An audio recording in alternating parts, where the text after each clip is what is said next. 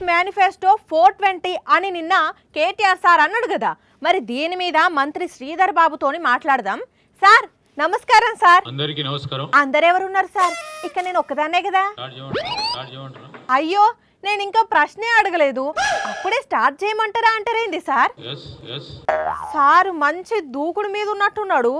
సరే, బీఆర్ఎస్ నాయకులు మీ మేనిఫెస్టోను 420 అని అంటున్నారు, ఏమంటారు సార్ దాని మీద? వారిపైన జాలేస్తోంది. వాళ్ళు మీ ప్రత్యర్థి పార్టీలు కదా, వాళ్ళ మీద జాలేసుడైంది సార్. సిగ్గు అనిపిస్తా ఉంది. సిగ్గెందుకు సార్? ఓడిపోయిన వారి వ్యవహార ధోరణిలో ఏ మాత్రం మార్పు రాలేదని స్పష్టంగా కనబడతా ఉంది. మరి మీరు ఇచ్చిన హామీల సంగతి ఏంది సార్? అమలు పరుస్తా ఉన్నాం, ప్రజలందరూ కూడా గమనిస్తా ఉన్నారు. మీరు అమలు చేసినాక ప్రతిపక్ష పోళ్ళు అట్లా ఎందుకు అంటారు సార్? మరి నవ్వి పొదురు గానక నాకేమో సిగ్గు అన్నట్టు వారి వ్యవహార శైలి ఉంది. ప్రశ్నిస్తే అట్లా మాట్లాడతారా శ్రీధర్ సారు? 3500 రోజులు వారు పాలించిండ్రు.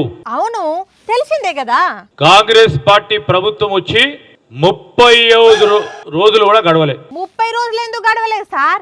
ఎక్కువనే అవుతున్నది. 35 రోజులు అయితే మేము అడుగుతా ఉన్నాం, ఎందుకయ్యా ఈ గొగ్గోలు, ఎందుకు ఈ తొందరపాటు? అట్లంటే ఏమన్నట్టు సార్? ఏ సమయంలో ఎలాంటి పనులు చేయాలో మా ప్రభుత్వానికి పకడ్బందీ అయిన ప్రణాళిక ఉంది.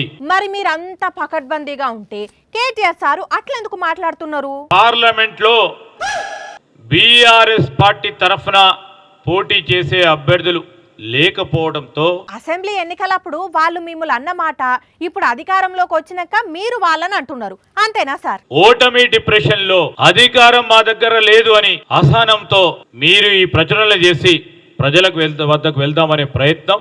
చూద్దాం సార్, ఏది సత్యమో ఏది అసత్యమో తేల్చాల్సింది పబ్లిక్ కదా. ఉంటా సార్ మరి.